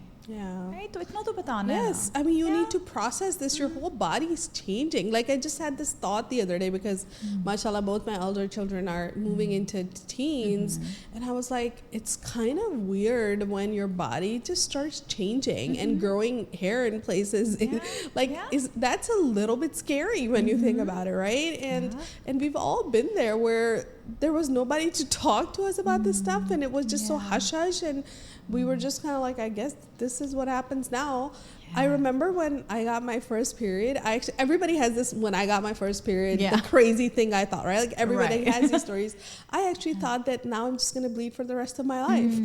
Oh gosh. I actually thought that because I mean, it's a valid thought, right? Yeah. Yeah, it makes perfect sense if you haven't been, haven't had a conversation about this before. yeah, Yeah, exactly. it's so scary. It really is scary. So I remember a lot of my parenting has come from me just vividly remembering what it was like to be a kid at every stage, a kid, a teenager, even a toddler. I feel like I have certain memories that go like all the way Yes. to when I was like 3, right? That's a masterclass in how to be a good, respectful parenting. If you can go back to your own childhood, your own teenhood, Mr. Rogers is one of my favorite people, right? Who, I mean, if anybody hasn't heard of him, please Google him, watch him on YouTube. He's so beautiful, such a beautiful human being. And so Oprah asked him and said, what do you think is the biggest mistake parents make? And he said, they forget what it was like to be a child. Yeah. Mr. Rogers, I grew up watching Mr. Rogers, so. Yeah? Yeah. Does it show? It does. It really. I did not grow up watching him. I did not have that know. privilege. But yeah, he. Yeah. I watch his shows now, even though they're like little kid shows, right? Now, Like as a parent, I discovered about him, because I went back and you Google like, your favorite celebrities and people, that you grew up watching, and everything he did was so intentional. He was like a pastor. He was a man of religion, and everything he did, he actually had to fight to get on public television to create this program for kids. So he did a lot of revolutionary things, right? Like, for example, at the time he brought in a black man and shared like a pool with him where both of them put their feet in the same water. That was revolutionary at that time on public television. Yeah, he was such a brave human. Yeah, so that show, I'm saying this because it is a very intentional show. Everything that happens in that show. And Daniel Tiger, a lot of us know about Daniel Tiger. That's like a Spin-off yeah. of his work, Yeah. yes. And because Daniel Tiger wears the same red sweater that Mr. Rogers always wore. Yeah, exactly. Oh, so cool. Maybe we could talk about Mr. Rogers as well. I want to ask you about fathers and the desi men. I think you might get canceled now. If you haven't gotten canceled up to this point, this is the point. So, okay. What is happening, Maryam? I don't know. I feel like I've heard so many stories, आगे पीछे इतने लोगों से ये सुनने को मिल रहा है that, like before people used to kind of, contain everything in home, like जो घर की बात है घर में रहनी चाहिए, it's coming out now. We are bursting at the seams now. Things are coming out. Women are frustrated. Women are emotionally overburdened. Fathers, even, they're good people. They're good fathers. बस पंगर यही है बस. They're बस शरीफ है. शराफत पे ही, I'm like, I said this to somebody. I was like, आपकी शराफत का मैं क्या करूँ? Like, what? अचार बनाऊँ इसका? Like, what am I supposed to do with it? Yeah, right? yeah. So, what is happening? Why do more and more women feel overburdened? They feel like they're carrying the family, right? They're setting the goals, they have high visions, and the fathers are becoming, either they're just busy, they don't know how to manage both things, work and home, or they're just becoming apathetic. I mean, I don't know. Yeah. What I see is there's something going on. Yeah. I mean, let's talk about the good, the bad, and the ugly, right? Yes. So, and this is where you talked about being canceled. Like, this is where the F word comes in, like the feminist. It's the worst F word in our culture in Pakistan. It's a Pakistani, and so there's that risk of being labeled that when you criticize men. And again, I will come back to this thing I've been saying throughout. I love men. That's why I call them in. You call in the people that you love and care about. I don't give up. I haven't given up on our men. And I do think, this is the good, I do think that like unprecedented amount of dads are showing up in their children's lives more than they ever have. Like in any period of time, they are really truly showing up. Like that quintessential like figure of the dad behind the newspaper, you know, I think that has shifted a lot. And dad was just the scary figure, like jab tumhari abbu aayenge na main unko bataungi, right? Like I'm gonna tell your father, wait till your father hears about it, right? So I think that trope has been dismantled to a great, you know, great degree, which is great and fabulous, and so I do want to acknowledge that. I see dads in public holding diaper bags, and I'm like, good for you. That's a real man right there who's not ashamed to hold a diaper bag. Yeah, I saw a couple. I mean, people with like baby carriers. I'm like, I had to do like a double take. I'm like, is he desi? Oh, he looks very desi. Yeah, you know? no, absolutely. We're talking Islamabad. We're talking like we're talking about Pakistan. We're not talking about the U.S. We're not, you know, we're talking Pakistan. I mean, yes, clearly like Islamabad. Like I'm talking about the big cities. I don't know how it is in other areas, but no, in all big cities, I have seen dads really, really showing up. Mashallah, really, really showing up, and I do want to acknowledge that because it is 200,000 times more than what they got. Yes. You know, as little boys. It's 200 times more than what they got. We have come a far way from, you know, I know these people, like, you know, just like one generation ago, you know, बच्चे को अपना बाप पकड़े गोद में and सास उससे ना एतराज़ कर रहे हैं, like, oh, गोद से निकालो, you know, गोद में क्यों उठाए हुए अपनी औलाद को you know, like it's बुरा माना जाता था. So this is the bad, right? Like, so this is the bad where now men are doing this stuff, and that's great, and you know they're doing a good job, but I once saw dad changing his kid's diaper, and everybody had a meltdown. Like every elderly woman in that room had a meltdown. And was like, oh my God, like, we don't make them do this. Like, why are you making your husband? And then the wife was like, everybody calm down. Like, believe it. Like, he's going to be okay. And he himself is laughing, right? And he was laughing, and he was looking a little bit smug. And that to me is where the bad part comes in. Like, this is, and alternatively, I also know other men who would just be like, what do you mean? Why are you making a big deal out of it? I'm changing a diaper. And so that's, I think, where men need to start speaking up, and where doing is not enough, and calling out other men and calling out other women who are enabling this kind of thought process is not okay. So calling out is part of your work. Just like you and I are doing the work of being cycle breakers as parents. And so our work doesn't end there. It continues by calling in other parents and speaking about it. You know, like in many ways, Fatima, you know, our society has given us one thing, कि जन्नत माँ के पाँव के नीचे है. As far as you and I are concerned, जन्नत हमारे पाँव के नीचे है. We don't need to do anything. ठीक है? We are set.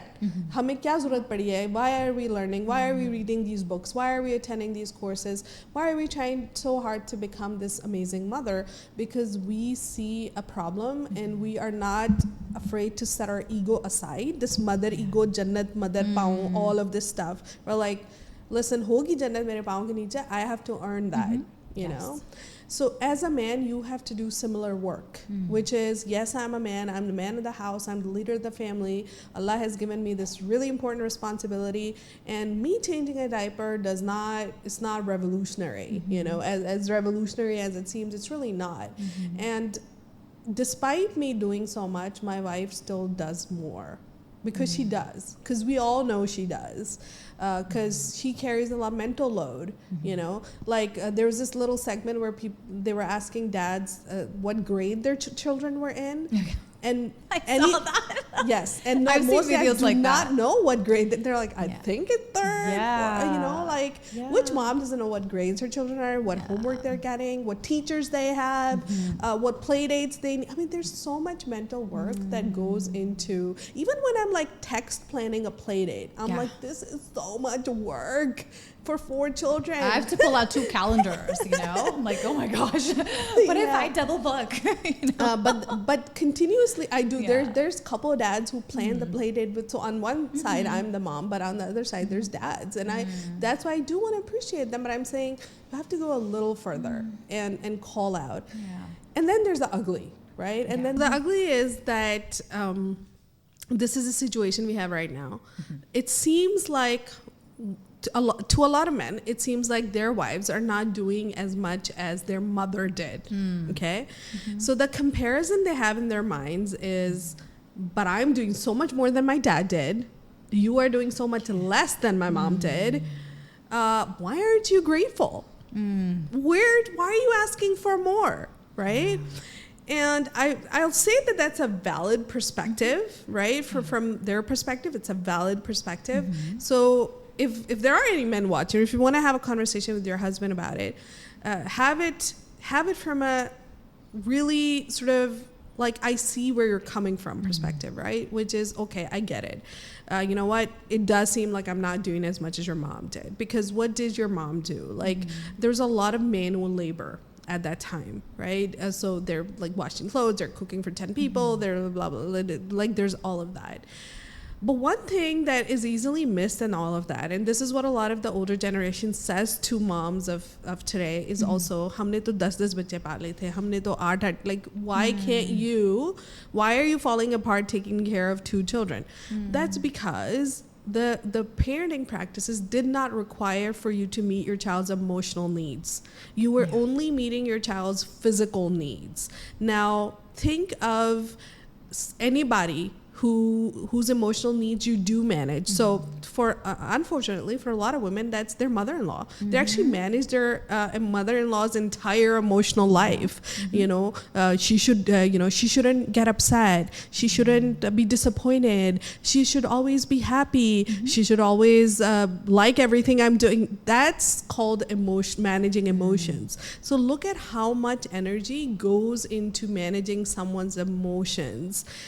Today's mothers are doing that for their children, for managing a child's big emotions and managing their emotional needs is incredible amounts of work. And I, as someone who does that for my clients and for my students and for my community members, I can assure you that emotional labor is 10 times harder than its equivalent in physical labor.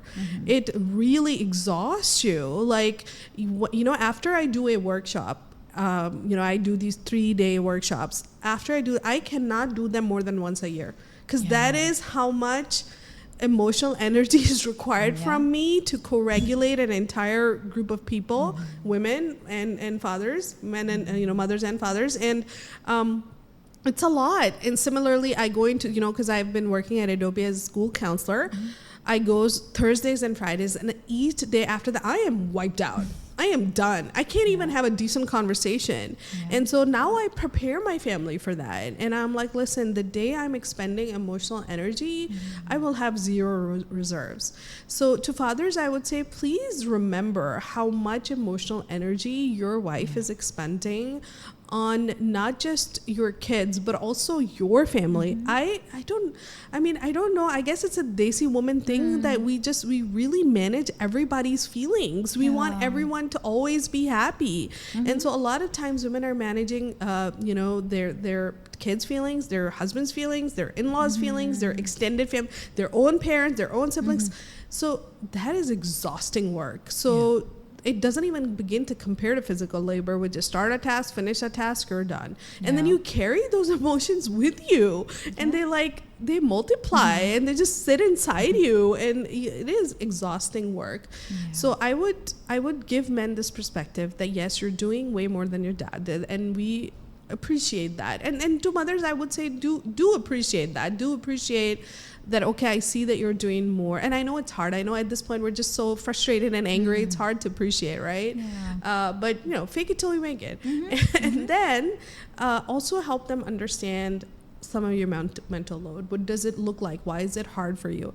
And so for men, because they had this upbringing where they were not allowed to feel, and that's brutal. That is brutal for little boys to not have been allowed to feel anything. So when they see you talking about your emotions, they're like, what do you mean? Just don't think about what my mom says. Tum kyun soch rahi ho? Just don't think about it. Who cares what so-and-so does? So for men, it's very easy to dismiss emotions because they don't really have a rich emotional life. And because of that, they feel very isolated.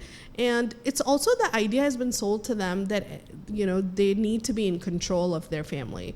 So I would say to any man who wants to be a cycle breaker is think of your role as a leader as that of a giver, not a taker, because that's the story the men have been told. You sit in the throne, aap majazi khuda ho, and everybody serves you. That is not what a true leader does. Look at any leader in the history of the world, including Rasulullah sallallahu alaihi wasallam.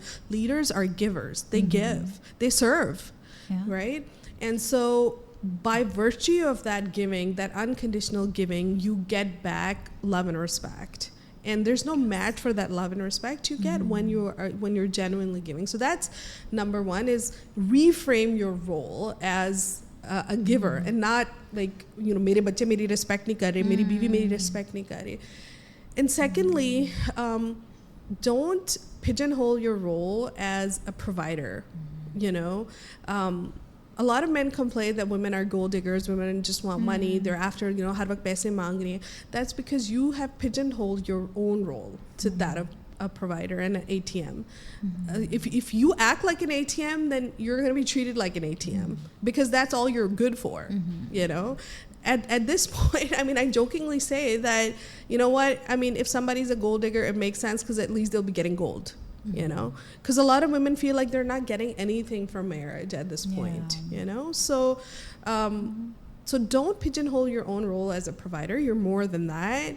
And just also be gentle to that little boy inside you, who was told again and again, boys don't cry, who was told, and all of this is coming back now in, I don't know if you know, but like in social media circles, this is called red pill stuff, right? Like it's all coming back, this sort of toxic masculinity and how like men don't cry and like mard ko dard nahi hota and this kind of thing, like it's all coming back. So don't make yourself not human, because only not humans would not feel emotions, so the most beautiful thing and the happiest men I know are men who have that emotional world where they connect to their wives and they connect to your children, and it's like a treasure. If you can overcome all this toxic masculinity stuff, it's like unearthing a treasure.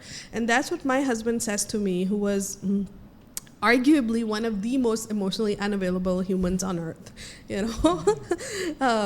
the point that I like, he would joke that I think I'm gonna name my first child server like the computer server, not Urdu wala server, okay?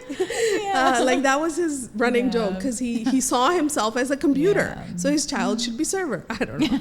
So, but now he routinely says to me, like, he thanks me for helping build his emotional world.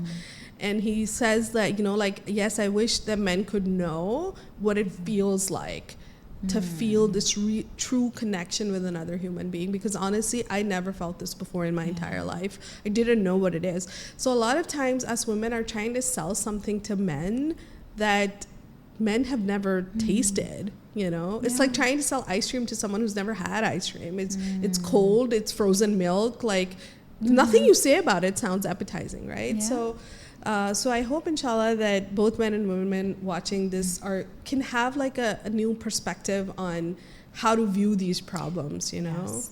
Yeah, मैं यही कहती हूँ that just as women have not been guided properly, it's also the same for the guys, right? Like, for example, shaadi ki example aap de rahe, right? When it comes time to get married or plan a wedding, right? All of our focus and guidance is on the gold and the jorda and the dinner and the guest list, right?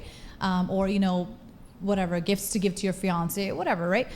Where are the real conversations, the important conversations that it's not just the wedding? What about the life beyond the wedding, right?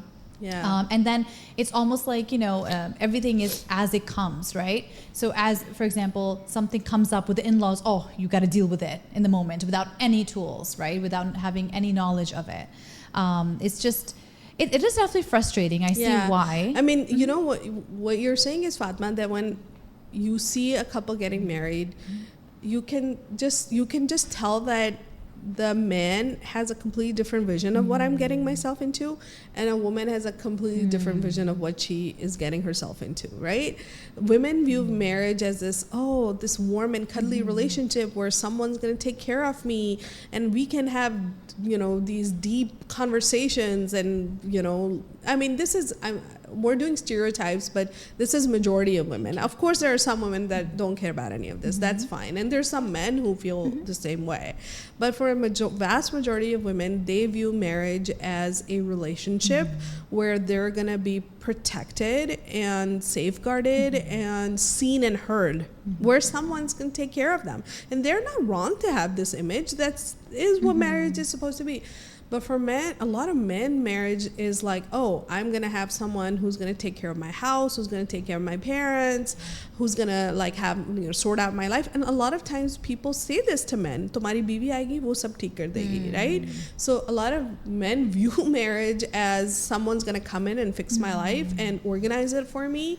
And like how there's this running joke that everybody needs a wife, right? Like even like this guy, he says to his wife, like, maybe I should take in another wife. And she's like, even I need one, because that's what wives do. Yeah. Like they take charge, they turn into a house into a home, they take care of things, etc., etc. So men do get what they want from marriage. That's why when you ask a lot of men, that's why they're not willing to do the work, because they're already getting. Why would they fix something that's not broken? They're like, kya matlab, sab sahi to hai? Yeah. We're fine, you're fine, I'm fine, we're we have a nice house, we have like sab kuch to hai. So because they're getting from marriage what they wanted. It's the women who are not getting anything. Yeah. So they're like, wait, where's my partner? Where's my being heard and seen? So many women are like, I feel like we spend no time together. And the husband's like, what do you mean? We just watched this show, like literally. No, watching a show together is not spending, it's not having that emotional connection and the emotional intimacy. So I think what men and women want from marriage is so different, and society has set up us as having different expectations. Yeah, I mean, there's at least 5 close family members / friends, at least 5 that I know of, right, that are experiencing this. They are the cliche, the stereotype. They're living that life, right? And I guess I was thinking of this. I was reflecting on this, and I guess my advice would be, you have to have those tough conversations, right? और वो भी आप तमीज़ के दायरे में कर सकते हैं. You have to elevate the way we speak to each other, Try not to let that ugliness get out, right? But also Hazrat Aisha threw a plate, so I mean, I'm saying I'm saying most of the time, a plate or two, right? I mean, let me just, I'm about to share personal stories. and when she got really angry at Rasulullah sallallahu alaihi wasallam when she was being slandered, she was angry, and she was like, I'm going to my parents' house, and it says that in the hadith, it says she was angry. It's okay to be angry. And just like we as mothers hold space, this is a hierarchical system. I hold space for my children's feelings. My husband holds space for my feelings, and this is part of the reason why they have this superpower to not take emotions incredibly seriously, and they're able to have that strength to contain a woman's anger. And it's okay, but our cultures totally turn it around, and it's like आदमी को तो गुस्सा आता ही है, so like क्या औरत को नहीं आता, so it's औरत को आता है तो उस पे जिन चढ़ गए हैं, वो उसको डिप्रेशन हो गया है, वो पागल हो गई है, I've heard these things, and it's just someone is just having like a panic attack, and they're like, oh जिन पड़ गए उस पे. I'm like, no. When we have no other logic, then we have that. It's just, oh my gosh. And another thing, I wish our men would put in more effort. But that's why they don't want to put it in the effort, because they're like, what's broken? Tell me what's wrong, broken, right? It's it's just so hard for them to see. So so holding them accountable, whatever that looks like for you, whatever in terms of like when we're talking to men, like what they can do, but to women, what you can do is start holding them accountable. And accountability looks like, even in I believe it is Surah Nisa, in which Allah mentions the word nashuz. Like nashuz means like to have a fight or to not be happy with someone, right? And so Allah tells men what to do when their wife does that, and for wives when their men does that. And it is all about accountability. Like, separate your bed. What is that? Is that a punishment? I don't think so. I think that's accountability. Like, if you're not able to give me that, I won't be able to give you this. So please stop overextending yourself, stop doing so much that you're always exhausted and resentful. Only do the things that you are able to do. And if your husband has big feelings about it, again, remember, they're just feelings. Well, I don't know, unless he hits you and stuff, that's domestic violence. That's different, right? But we're talking about at least men who don't do things like, we didn't even go there to domestic violence right now, right? Like the physical violence. But, they're just feelings. It's okay for him to be upset. It's okay for him to be sad. Your nervous system perceives his being upset as some kind of fear, but you're a grown adult. You don't have to be afraid. So start having those boundaries. Yeah, I love what you said, Maryam, because I feel like us women, especially desi women, it is very tempting to become that kind of bichari, that get that label of victim on yourself, when it's actually not true. Again, we are not talking about anything drastic. We're just talking about the stale marriage. More effort needs to be put in, right? And be more, like I said, with communication. We do need to work on it. Yes. I do wish, I do encourage people, women, to tell them what you want. Sometimes that's all it takes. Like, I'll give you my personal example. I just was getting this resentment built up inside me. Like, he doesn't take me out to dinner. And I was like, maine kabhi bola hi nahi? Like, I haven't told him that, right? So now, remember the last time we went out to dinner? That was like, I had to travel, and that was like the only time we could go out. And I was like not talking to him, and literally, but I was like, no, I have to get my dinner, right? So I went, and I'm like eating like this. And he's like, I'm like, are you done with that? I take a spoon and just, be naraz, lard kare and everything. But make sure you have certain standards for yourself, man. Come on. Like, salary to milti nahi hai hame, So put something there. And the biggest thing that I wish I could tell my younger self, right, is please put Allah first. Yeah. Put Allah first. Yeah. I used to got, the amounts of night cries I've done, right?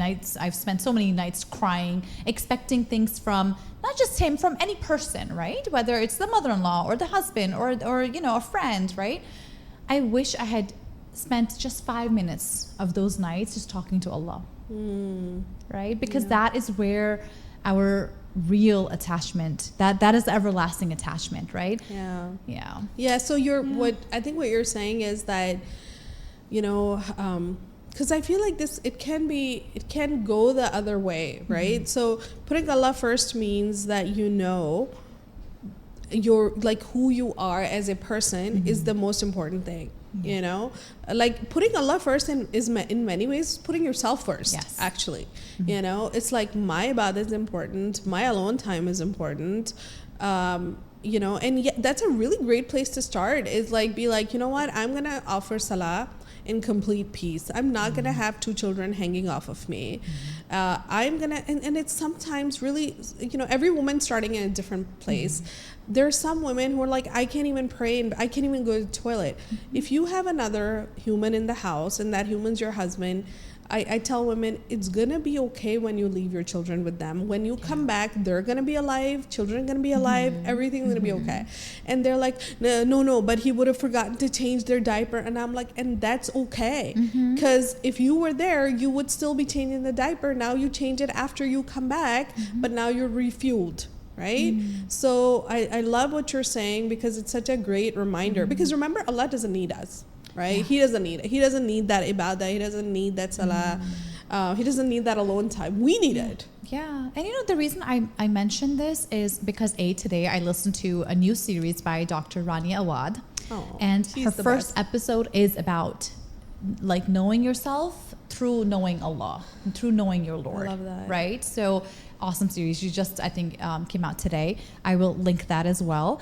But also, I feel like the biggest thing I've seen is hum log apni attachments, we start expecting of people. And which is fine. Like I said, in a marriage, there should be some expectations, right? You need to expect some things. Like I do expect like flowers once in a while, right? I do expect you to take care of your own biological children, you know? And your own parents. And yeah, exactly, right? Oh, I do want to say this, in with the hopes that it might help someone, right? For a while, you know, I grew up in Jersey, and then I came here, and it was a big cultural shift for me. And I'm sure a lot of people go through this, but this burden of Ammi ko phone kiya? Did you call my mother, like my mother-in-law? You know, like meri ammi ko tumne phone kiya? I'm like, what do you mean? You know, nahi ammi ko phone karna hai. I'm like, okay, and we did the whole thing. Not just Ammi, all the relatives, like khala, pupo, whatever, you know. Like I love them all, right? Mashallah, but it became a burden. Yeah. Because it was never meant to be an obligation. That's the thing, right? Yeah. Why are we making something fard that Allah has not made fard upon us? Yeah. Right? So I took a stand of that. So I had to speak up. It was making me uncomfortable. It was hurting our relationship. It was, you know, sucking my energy. I had to take a stand. You know, and then I had to explain. He didn't understand. You know, again, it's bas karte hain, sab karte hain. It's an expectation. It's what you do. You know, bhabiyon ki shaadiyan hoti to wo to karti thi, unko to koi masla nahi tha, right? And then I had to sit down and explain to him that, look, for example, if our kids' relationship with my sister or my mother is not that strong, I'm to blame, right? If their relationship is not as strong with your side of family, I just put in the kids because that's where it ended. That's where the conversation kind of ended, right? If it's not strong with your side of the family, you have to take responsibility for that, right? I have to take care of mine. You have to take care of yours. It's really simple. And for the longest time, they didn't understand that. Yeah, and because it speaks to that same mental load, right? Yeah. Why are women the gatekeepers of all relationships? Why are women the keepers of... Exactly. You know, like, I am going to manage all of your extended family. However, you never have to talk to my parents. There's not even that expectation. Yes. You know? I skipped that part. I went right to the kids. That's the thing, right? There wasn't this balance that was necessary, right? And I am like any sort of double standards, hypocrisy, just... excuse my language, it just really irks me, right? So and you know, Fatima, we've inherited that from our moms. You know, it lives inside our body. So many women say, I used to be such an opinionated, strong, independent woman, and then I got married, and then I was a doormat for my in-laws. I don't know what happened. And I was 100% the same. And I'm like, what happened to all of that, you know, like vivaciousness and that fierceness? Why did we become doormats when we got married? And that is because children learn through experience and not through lectures, right? And so it is time to also break this cycle as a woman for our children. You know, please only give your in-laws the kind of energy my best guide is the kind of energy your husband's giving to your family. Absolutely, you know? 100%. And B, let's say they are lovely to you. They are beautiful. They are amazing people. They're wonderful people. Still, what do son-in-laws do? They still take it with a grain of salt. They're like, I mean, your parents kind of adore me, but I don't really have that much time for them. You know, they're still channeling that same energy. And I'm not saying that they're not good to their in-laws. I think most son-in-laws most damads are good. They're good to their in-laws. And that's why they're able to be good, because they have such strong boundaries, right? Exactly. Whereas most women I talk to are so resentful and angry at their in-laws, and that's a loud indication you gave too much. You gave more than what was necessary. People are always surprised when I talk about my therapist, but you know, I go to therapy. Whoa, big surprise. My therapist just taught me the best concept, which is to have a circle. You know, think of an atom and think of the nucleus in the middle of the atom, and that is where your best energy is. And the more you go out to the bigger, concentric circles, your energy lessens. Who are you placing in the nucleus? If you are placing your in-laws in the nucleus, that's a big mistake. They don't belong there. Who belongs there? First of all, you yourself and Allah. Those are the two beings that belong there. Who belongs in the outer circle? Your children, your husband. Who belongs in the outer circle outside that? Your parents, your siblings. Who then? Maybe your friends that really show up for you. They're friends. Like my best friend is like my sister, so she's definitely like right up there in the circle with my siblings even. And then your in-laws. If you're removing them from that fourth circle and putting them in the nucleus, no wonder your life's like completely haywire. Yeah, exactly. Maryam, whether you accept it or not, you are a celebrity now. You are a leader in our community, a change maker, and we are so honored to have you in our community, mashallah. What is something that you would like your community to know? Like, how can we show up for you? I would say, like, don't give up. And, I do love my community, and I think I'm so spoiled, like, considering I have, like, I think our Facebook has almost 100,000 people. Instagram's like maybe 20K, and I rarely, if ever, get a nasty comment. Like, nobody ever comments on my weight. Hello. Like, you would think that's obvious, right? Never. Like, literally, like, I have just the nicest community. Of course, every now and then there's like a weirdo, and I just just block, delete them, because I can tell that they're new or whatever.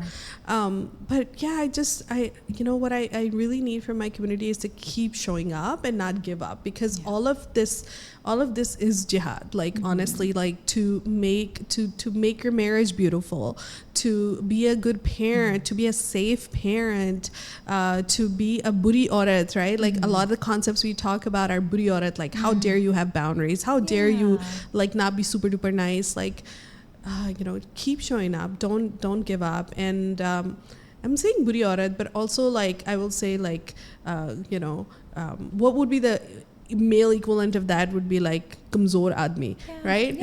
Like, kamzor admi is someone who's gentle and kind and emotional and, like, not afraid of his emotions and not interested in controlling his wife and children, and operates from a place of sunnah and instead of operating from patriarchy. So yeah, I love my community.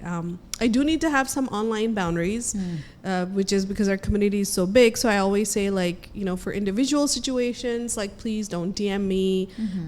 We have coaches in different price ranges. Please book a consult. But if I ever run into someone, I get so excited. Like, if anybody comes up to me, I'm always, like, so excited.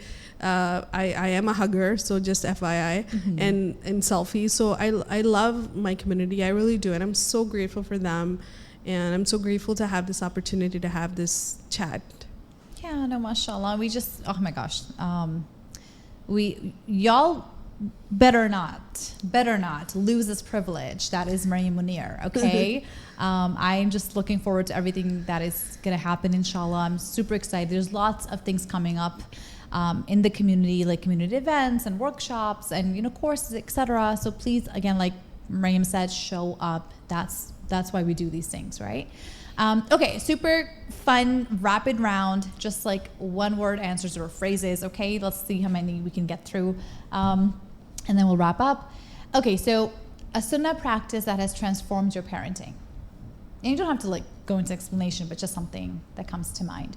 I think what comes to mind is Rasulullah sallallahu alaihi wasallam not saying to children, why did you do this? And just like really being gentle with instructions when they're needed. Amazing. A parenting myth you wish we would all drop. That our children owe us something. At least until they're adults, they don't owe us anything. What's one word that describes your parenting journey right now? New horizons. That's 2 words, but we'll take it. New horizons. I love it. A place you want everyone to travel to, I think I know. Scottish Highlands, yes, Inverness. And what's on your nightstand right now? Oh my gosh. So many books. Ireland, because that's my next. A couple of the books are on Ireland because I want to go there. In my, I try to manage my ADHD, and I have this like really cute pink box that I put everything in, and it just makes my dresser look really neat. So I'm very proud of that pink box. And I have my Kindle. Yeah, that's always there. Nice. Early mornings or quiet nights? Quiet nights. If you had a billboard for mothers, what would it say? You are so amazing. I needed to hear that. Thank you, Maryam. A book you want everyone to read? Can I say mine? I do want, yes, because I think it is the only trauma-informed parenting book that is written by a desi Muslim person, Yeah. So far. I hope, inshallah, more people write them, but for now. But other than this, I would also say, like, just a really, really simple one is and it's available widely in Pakistan. It's called How to Talk to Kids So They Will Listen, and Listen So the Kids Will Talk. And, it's available in Pakistan everywhere. And there's different versions of it, teen, like toddlers, whatever. Just get all of them and read them one by one. They're such easy reads. And the last one is, what would you tell your younger mom self in one sentence? You are enough. You are doing so much. It's more than enough. Yeah, I feel like all of us should say that to our younger selves. You wrote a wonderful book, as you can see, Cycle Breaker. What you just said, I think the perspective is so unique. Absolutely. And you've touched on very important, I'm halfway through, but you've touched on a lot of things. And this is like a book full of barakah, honestly. There's a lot of barakah in this. And I'm like, how did you fit all of this in one space? But you did. And in a beautiful way, mashallah. Thank you. Yeah, my book coach was like, do you want to hold some stuff back? Like, if you want to not tell them everything, you want them to read the book and be interested in your courses. I was like, oh no, but I just put my entire course in there. That's okay. So like I said, I'm not a gatekeeper. I'm not very good at it. So yeah, the entire course is in there, but the human factor of attending a course is so powerful. And honestly, I always say books are wonderful, but we cannot heal from books. We heal from people. We heal each other, Yeah. And so always consider in-person things also. Yeah. I do want to read a quote from your book, but before that, so I asked my guest to leave a question for the next guest. And the question for you is, how do you reconcile the favors that you have in life with the reality of Gaza? Oh, that's such a good question. I love that. The privileges we have can really make us feel guilty, especially these days, especially when we see those horrific images from Gaza of our brothers and sisters. And the way I see it is that my privileges are, it's okay for me to enjoy them as long as I use them as fuel also. Fuel to give back, fuel to do things with my life. The only reason that, I think that guilt is so powerful that shows up for us is when we're not doing something with our privileges. And so to me, every cycle breaker I meet, every person who reads my book, every person who becomes a better parent, we're paying homage to the Palestinian people, because they're showing us how beautiful and precious life is, and what a privilege it is to see your children growing up. And so the way to take that and turn it into meaningful work is to start with yourself and remember that little Adam model. Start with yourself, start with your relationship with Allah, and keep going outward, inshallah. No, that's amazing. Thank you so much. That's really helpful. Just focusing on gratitude, and like, I love what you said, like, use that as fuel. Use all of these emotions as fuel and privileges and whatever we're feeling, to keep on moving forward and giving back. I will have you leave a question. We can do this after we cut the recording. But I want to end with this like literally the last like quote before the acknowledgements in your book. That's how healing works. You're casting a pebble that will have ripple effects across your whole family and generations to come. She's the one, they will say, the one who broke the cycle. Oh my God, I'm gonna cry. I mean, that was, oh my gosh, Maryam, I don't even know what I did to have you here. Aww. To, Allah's just using all of us, and may He continue to use us to help each other. Honestly, this is my first intention of doing this project is totally selfish. It's for me, to help me grow, to help me just improve myself with every person, with every conversation, and hopefully and that's how we know that it works and it's great, because you're starting with yourself. That's anything we do for others has to start, the nucleus is us, right? So that's actually a perfect intention. Mashallah. May Allah accept it. Aww. Thank you so much, Maryam. You're and most welcome. I hope it was of benefit to people who are watching or listening. And inshallah, we're definitely going to we need like a whole segment on many things. Hey, if you're watching this, that means you've made it. You watched the whole thing. That tells me something about you. You are a person who values critical conversations. So if you enjoyed this, A, please share it with someone you know, and B, check out other content by Barefoot Unschoolers.